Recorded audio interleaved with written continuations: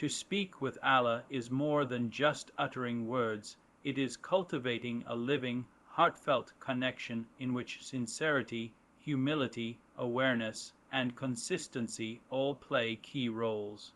Talking to Allah is often understood in Islam through the concept of dua, supplication, but truly it encompasses every moment when a believer turns inward and outward in consciousness, reliance, and remembrance of Him.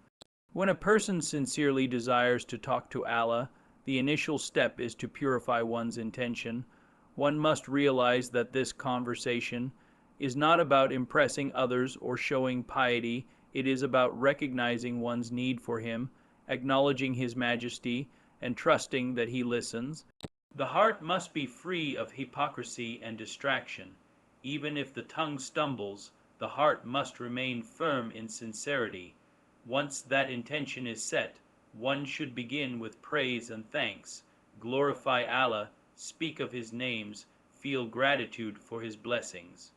In many of the authentic supplications, the servants of Allah begin by saying, Alhamdulillah, all praise is due to Allah, acknowledging that every good comes from Him.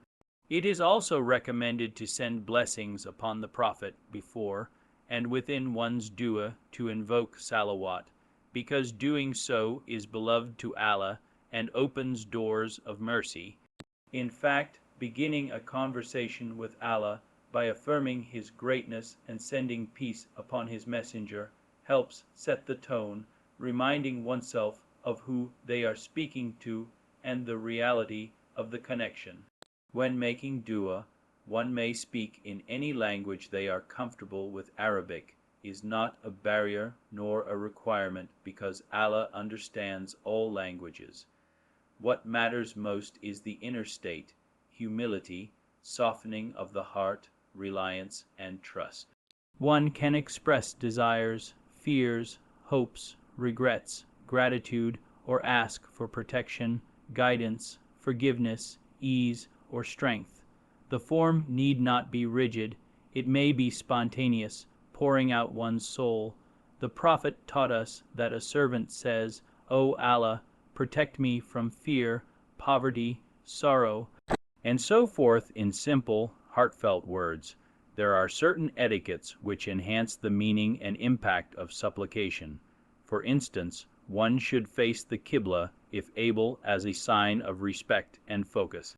One should raise one's hands, a gesture of humility, asking, needing. One should utter their dua during moments known to carry increased blessings, in the last third of the night, in prostration sujd, between the adhan and the iqamah, on Fridays, when it rains, when breaking fast, and in other times the Prophet especially recommended. In sujd, the servant is closest to their Lord, so it is a precious opportunity to express deepest wishes, confessions, and longings. But speaking to Allah is not limited to formal times of dua. It is permissible, and indeed beneficial, to turn to Him at any hour, while walking, riding, working, in hardship, in ease, or even in silent thought. If something comes into one's heart that is sincere, one may utter it. O Allah, forgive me. O Allah, relieve this difficulty. O Allah, protect my loved ones, etc. The more a believer develops this habit, the more constant their awareness of Allah's presence becomes, and the more natural it becomes to rely on Him in every moment. At times, the servant may feel doubt, feel unworthy, or fear that their dua is not accepted. In these moments, the key is patience, persistence, and hope. We are taught that Allah responds in one of three ways. He grants the request, He delays it, or gives something better in place, or He averts a harm equivalent to it, or He stores it as a reward for the hereafter. The believer must accept that Allah's wisdom is perfect, even if the answer is not as expected. Thus, one continues to call, never giving up, never despairing of his mercy.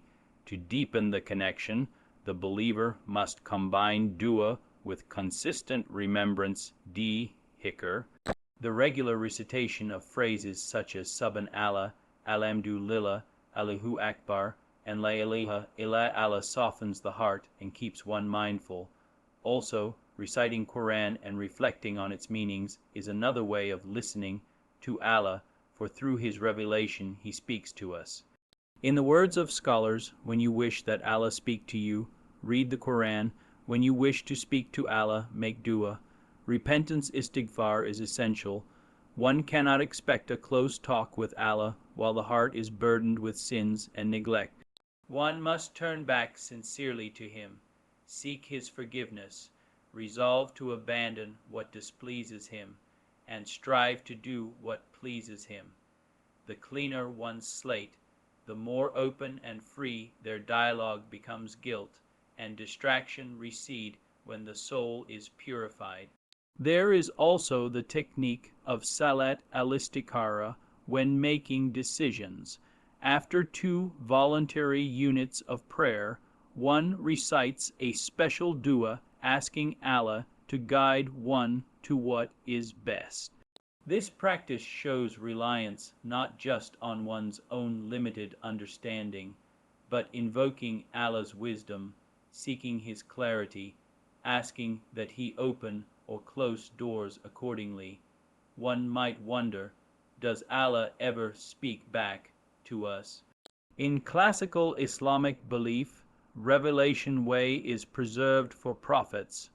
For ordinary believers, communication is indirect.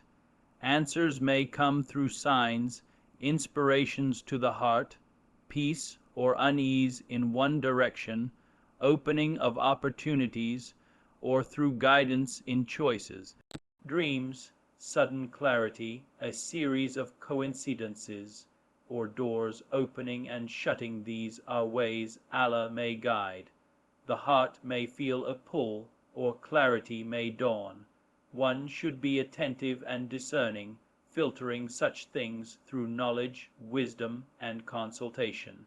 It is important to maintain consistency in this relationship. Dialogue with Allah should not be sporadic but continual.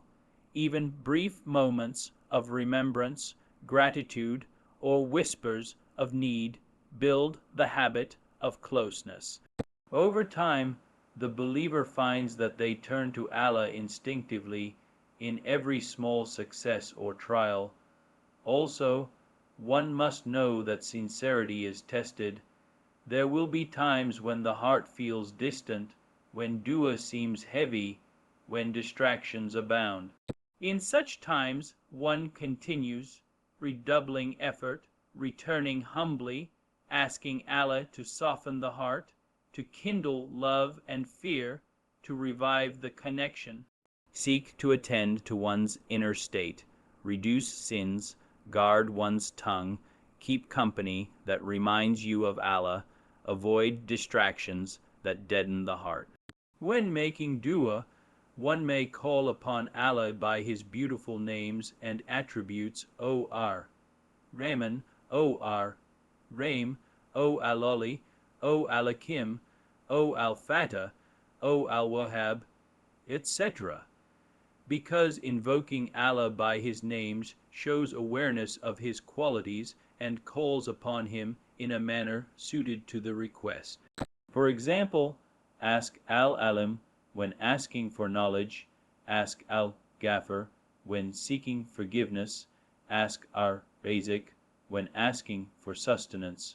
One should avoid haste, linger in dua, pour out the heart, repeat, reflect, stay in position, cry if needed, pause to feel the presence of the divine. The physical posture prostration, raising hands, remaining seated for a while, helps the heart settle and concentrate. Balance is also needed. While one asks for worldly needs, one should also ask for spiritual good, for strength to do good, for steadfastness in faith, for love of truth, for protection from hypocrisy and misguidance. The best is to ask for what is beneficial in both this life and the next, for what brings one closer to Allah, for the purification of the heart, for mercy. When the answer comes, whether obvious or not, one shows gratitude, thanks, praise, glorification, humility. One does not forget Allah once the request is granted. One also continues to ask, even after getting something, because closeness with Allah is never static, it is a journey. Finally, talking to Allah is ultimately about cultivating love and consciousness, to see Him as nearer than our jugular vein, to trust in Him in all matters, to experience solace in His remembrance, to rest in His mercy, to never feel alone. The servant comes to realize that Allah is always listening, always near, always responsive in the way he knows is best, and that turning to Him is the source of strength, hope, dignity, peace, and guidance.